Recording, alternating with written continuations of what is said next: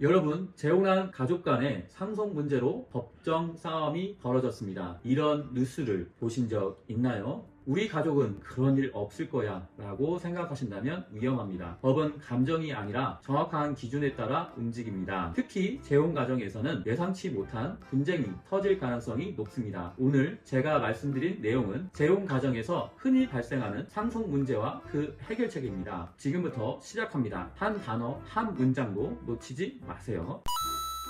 안녕하세요. 저는 법률사무소 정금의 상속 전문 변호사 박순배 변호사입니다. 오늘은 재혼 과정에서 자주 발생하는 상속 문제에 대해 말씀드리려고 합니다. 특히 제가 현장에서 가장 많이 받는 질문들을 중심으로 법적인 해답과 실질적인 대안까지 함께 안내해 드리겠습니다. 첫 번째 질문입니다. 이혼 후에 친권이 없으면 상속권도 없어질까요? 정답은 아닙니다. 친권은 자녀가 미성년자일 때 부모가 보호하고 재산을 관리하는 권리이고, 상속권은 부모 자녀 간의 법적 관계로부터 나오는 권리입니다. 따라서 이혼 후 상대방이 친권자가 되어도 자녀는 부모 양측 모두의 직계 비속으로서 상속권을 가집니다. 이혼했다고 해서 자녀와의 법적 관계가 단절되는 것은 아닙니다. 이 점 꼭 기억하세요. 두 번째 질문입니다. 재혼한 배우자의 자녀는 내 재산을 상속받을 수 있을까요? 입양 여부가 관건입니다. 입양이 이루어지지 않았다면 상속권도 없습니다. 예를 들어 제가 재혼한 배우자의 자녀를 입양하지 않았다면 제 사망 시에 그 자녀는 제 재산을 상속받을 권리가 없습니다. 하지만 제가 입양을 했다면 어떻게 될까요? 그 자녀는 제 법적인 자녀가 되어 상속권을 가지게 됩니다. 재혼한 과정에서 새롭게 태어난 자녀가 있다면 상속관계는 어떻게 될까요?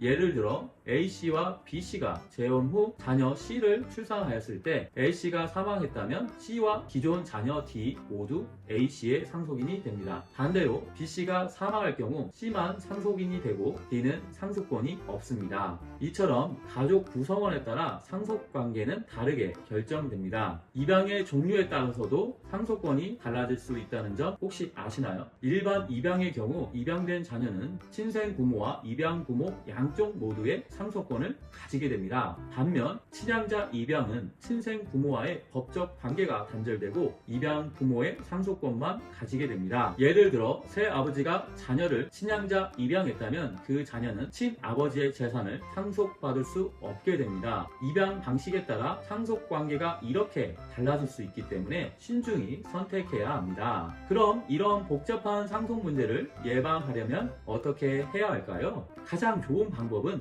유언장 작성 또는 유언 공증을 활용하는 것입니다. 유언장을 통해 재산 분배를 명확히 해두면 추후 상속 과정에서 발생할 수 있는 갈등을 미리 막을 수 있습니다. 여기까지 주요 내용을 정리해 보겠습니다. 친권과 상속권은 별개이다. 재혼한 배우자의 자녀는 입양하지 않으면 상속권이 없다. 입양 방식에 따라 상속권이 달라질 수 있다. 유언장을 통해 상속 문제를 미리 예방하자. 재혼 과정에서 상속 문제는 단순히 법적 문제를 넘어 가족 간 신뢰와 화합을 지키는 중요한 요소입니다. 혼자 고민하지 마시고 저와 같은 법률 전문가와 상의해보세요. 오늘 내용이 도움이 되셨다면 구독과 좋아요, 알림 설정 부탁드립니다. 감사합니다.